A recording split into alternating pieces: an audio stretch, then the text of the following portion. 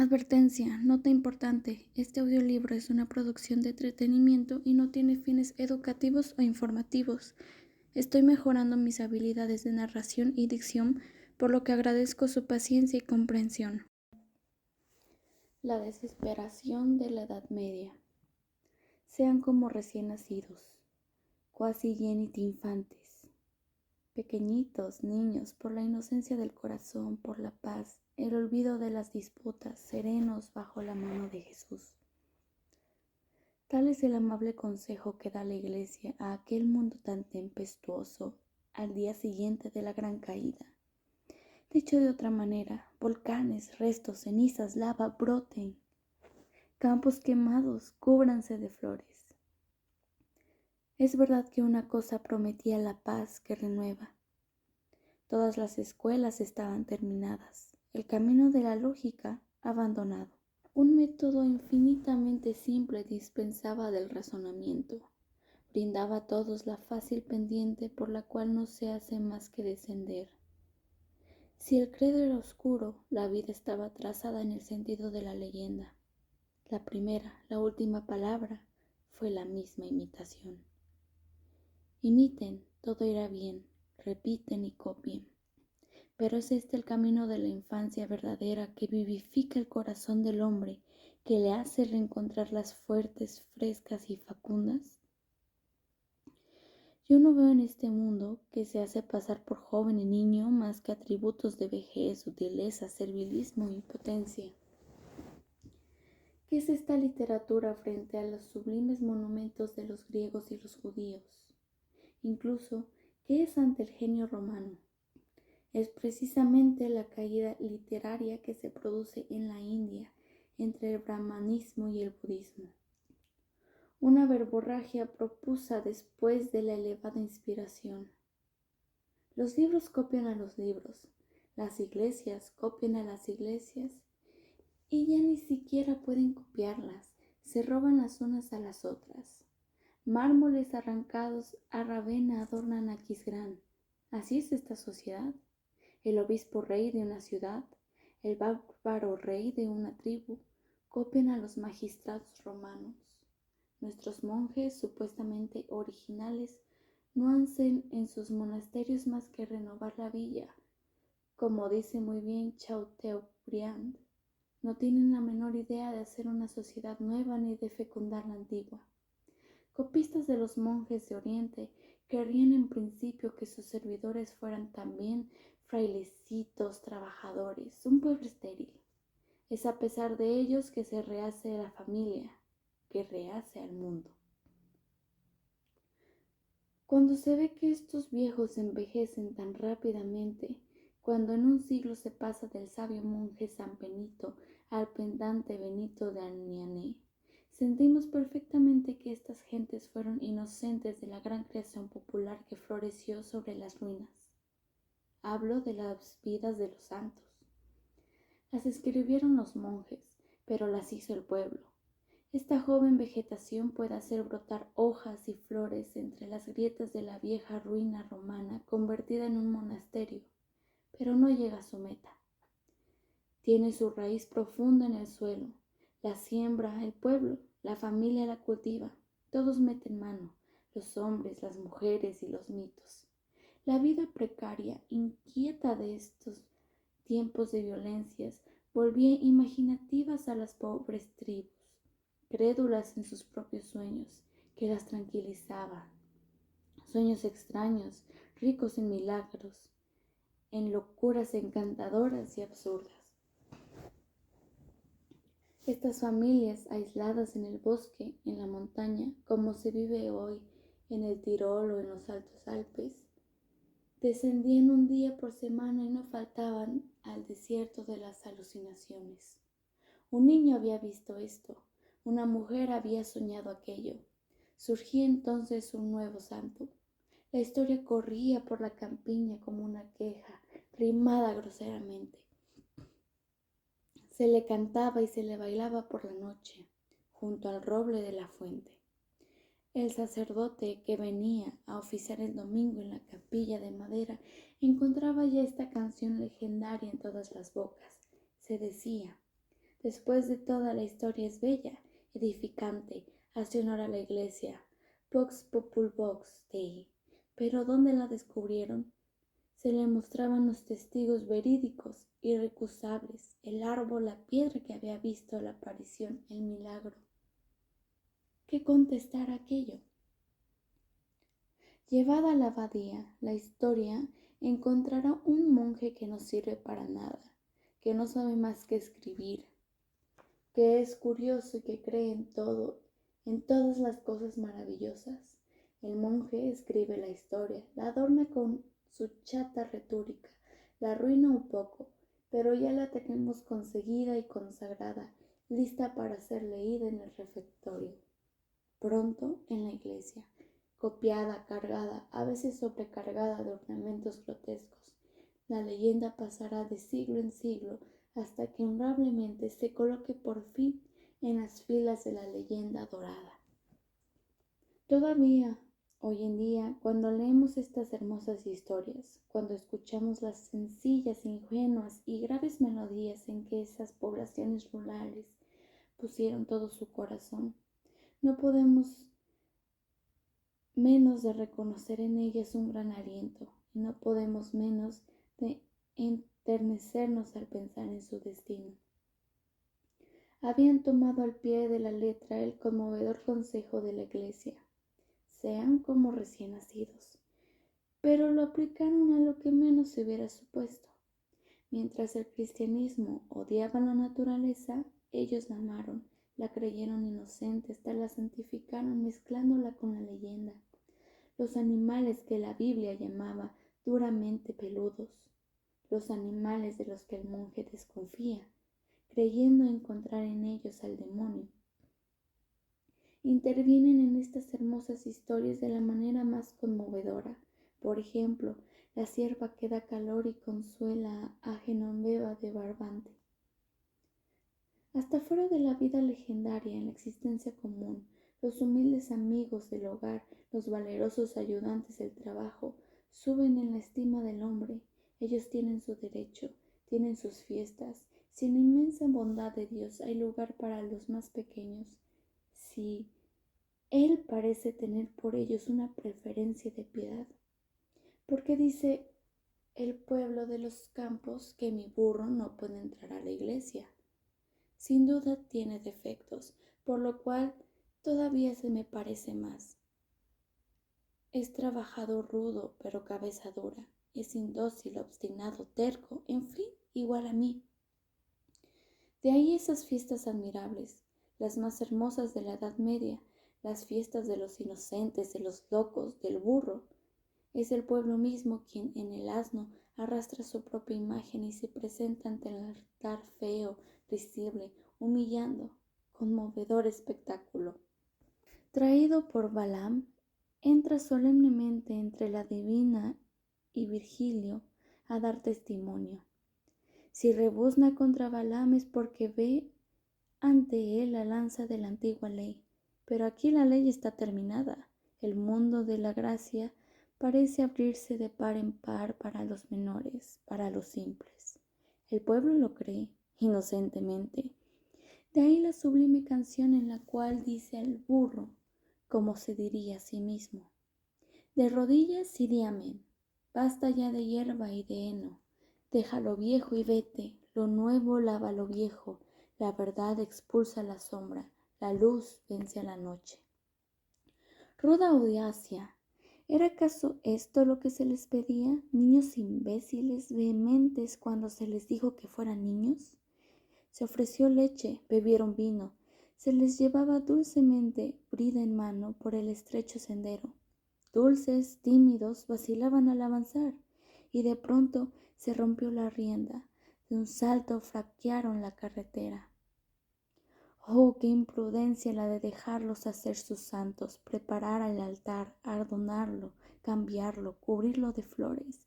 Ahora apenas se les distingue. Y lo que se ve es la herejía antigua condenada por la Iglesia, la inocencia de la naturaleza. ¿Qué digo? Una herejía nueva que no terminará mañana. La independencia del hombre. Escuchen y obedezcan. Prohibido inventar, crear, basta de leyendas, basta de nuevos santos, ya hay bastantes. Prohibido innovar en el culto por medio de nuevos cantos. Queda prohibida la inspiración. Los mártires que se descubran deben seguir modestamente en sus tumbas, esperando ser reconocidas por la Iglesia. Prohíban el clero, a los monjes, dar a los colonos, a los siervos, la tonsura que los libera. He aquí el espíritu viejo, tembloroso de la Iglesia carlovingia. Se desdice, se desmiente, dice a los niños, sean viejos. ¡Qué remate! Pero es en serio. Se nos había dicho que fuéramos jóvenes. Oh, el sacerdote ya no es el pueblo. Se inicia un divorcio infinito, un abismo de separación. El sacerdote, señor y príncipe, cantará bajo un alero de oro en la lengua soberana del gran imperio que ya no existe. Nosotros, triste rebaño, que hemos perdido el idioma del hombre, el único idioma que Dios quiere oír. ¿Qué nos queda sino mugir y balar, junto al inocente compañero que no nos desdeña, que en invierno nos calienta en el establo, nos cubre con pelaje? Viviremos entre los mundos y seremos también mudos. En verdad ya no tenemos ganas de ir a la iglesia, pero ella no nos deja, exige que vayamos a escuchar lo que ya no entendemos. Una inmensa niebla, una niebla pesada, gris plomo, ha envuelto al mundo. ¿Por cuánto tiempo, por favor? Por una aterradora duración de 1000 años. Durante 10 siglos enteros, una languidez desconocida en todas las épocas anteriores se ha apoderado de la Edad Media, hasta en los últimos tiempos, dejándola en un estado intermedio entre la vigilia y el sueño, bajo el imperio de un fenómeno desolador, intolerable, la convulsión de aburrimiento que se llama el bostezo. Si la infatigable campana resuena a las horas acostumbradas, se bosteza. Si un canto gangoso se repite en antiguo latín, se bosteza. Todo es previsto, nada se espera del mundo. Las cosas volverán a ser siempre iguales. El aburrimiento seguro del mañana nos hace bostezar hoy, y la perspectiva de los días, de los años de aburrimiento que llegan, pesan por adelantado, asquean de la vida. Desde el cerebro hasta el estómago, del estómago a la boca, la automática y fatal convulsión va a distender las mandíbulas sin fin y sin remedio. Verdadera enfermedad que la devota Bretaña reconoce, atribuyéndola, es verdad, a la malicia del diablo. Él está escondido en los bosques, dicen los campesinos bretones. Ante aquel que pasa y guarda las bestias, el diablo canta vísperas y todos los oficios, haciéndolo bostezar hasta morir. Ser viejo es ser débil. Cuando los sarracenos, los normandos nos amenazaban, ¿qué hubiera sido de nosotros si el pueblo hubiera sido viejo? Carlomagno llora, la iglesia llora. La iglesia reconoce que las reliquias contra los demonios bárbaros no protegen al altar. No será necesario recurrir al brazo del niño indócil que se quería atar, el brazo del joven gigante que se quería paralizar. Es un movimiento contradictorio que llena el siglo IX. Se contiene al pueblo, se lo lanza, se lo teme y se lo llama. Con él, por él apresuradamente se hacen vallas, refugios que detendrán a los bárbaros, cubrirán a los sacerdotes y a los santos que se han escapado de las iglesias. A pesar del emperador calvo, que prohíbe que se construya sobre la montaña, se levanta una torre. Llega ahí el fugitivo. Recíbanme en nombre de Dios, reciban por lo menos a mi mujer y a mi hijo. Yo acompañaré con mis bestias en su cintura exterior. La torre le da confianza y se siente hombre. Ella le da sombra, él la defiende, protege a su protector. Antes, por hambre, los pequeños habían sido dados a los grandes como siervos. Ahora hay una gran diferencia. El hombre se da como vasallo, que quiere decir bravo y valiente. Se da y se guarda bajo reserva de renunciar.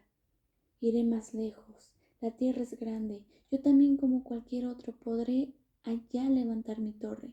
Si he defendido el exterior, sabré guardar el interior. Tal el grande, el noble origen del mundo feudal. El hombre de la torre reciba a vasallos, pero diciéndoles: te irás cuando quieras y yo te ayudaré si es necesario, de tal modo que si te empantanas yo descenderé del caballo. Esta es exactamente la antigua fórmula. Pero, ¿qué he visto una mañana? ¿Acaso la vista me falla? El señor del valle hace su cabalgata alrededor, pone barreras infranqueables y hasta límites invisibles. ¿Qué es esto?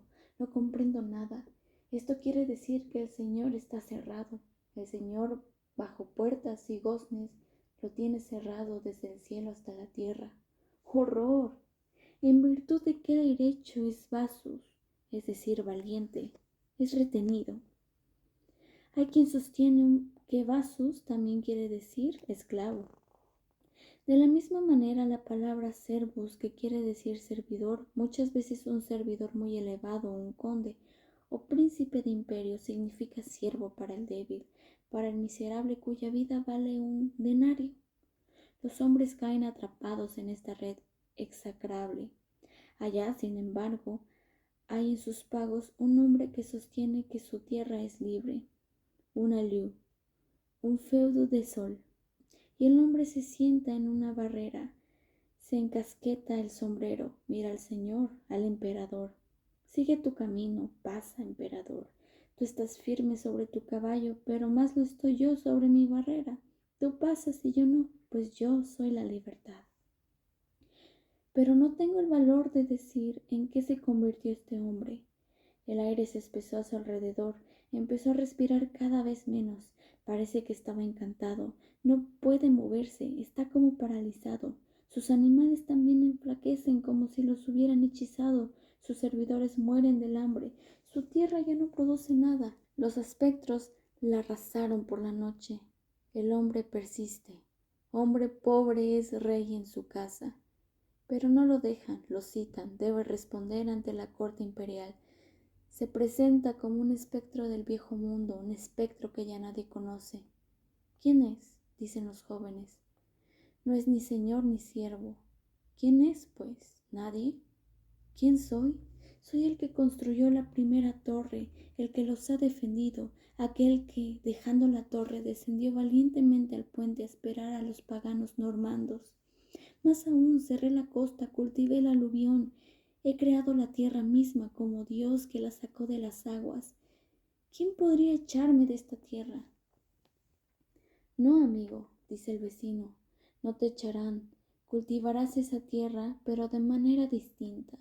Acuérdate, amigo, que aturdidamente, joven todavía, hace 50 años de esto, te casaste con Jacqueline, pequeña sierva de mi padre.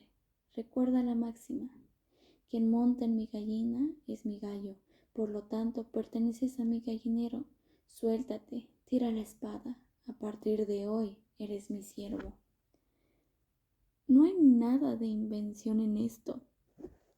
La historia atroz vuelve una y otra vez en la Edad Media. Oh, ¿con qué lanza fue atravesado? Abrevio, suprimo, porque cada vez que lo cuento el mismo acero, la misma aguda punta nos atraviesa el corazón. Hubo uno que, al sufrir un ultraje semejante, fue presa de un furor tal que no tuvo ya palabras, como Rolando cuando fue traicionado. Toda su sangre subió, la llegó a la garganta, sus ojos relampaguearon, su boca muda, terriblemente elocuente, hizo palidecer a toda la asamblea. Retrocedieron, él había muerto, sus venas habían estallado, sus arterias lanzaban sangre roja a la frente de sus asesinos. La incertidumbre de la condición humana, la pendiente horriblemente resbaladiza por la que el hombre libre se convierte en vasallo, el vasallo servidor y el servidor en siervo, es el terror de la Edad Media y el fondo de su desesperación. No hay medio de escapar, porque el que da un paso está perdido, se convierte en bien monstrenco, presa salvaje, en siervo o en muerto. La tierra viscosa retiene el pie, sujetando al que pasa. El aire contagioso lo mata, es decir, lo vuelve de mano muerta un muerto, un una nada, una bestia, un alma de 5 sueldos, cuya muerte se expiará con 5 sueldos. He aquí los dos grandes rasgos generales, externos de la miseria de la Edad Media, los que la entregaron al diablo. Veamos ahora al interior, el fondo de las costumbres, y ahondemos allí.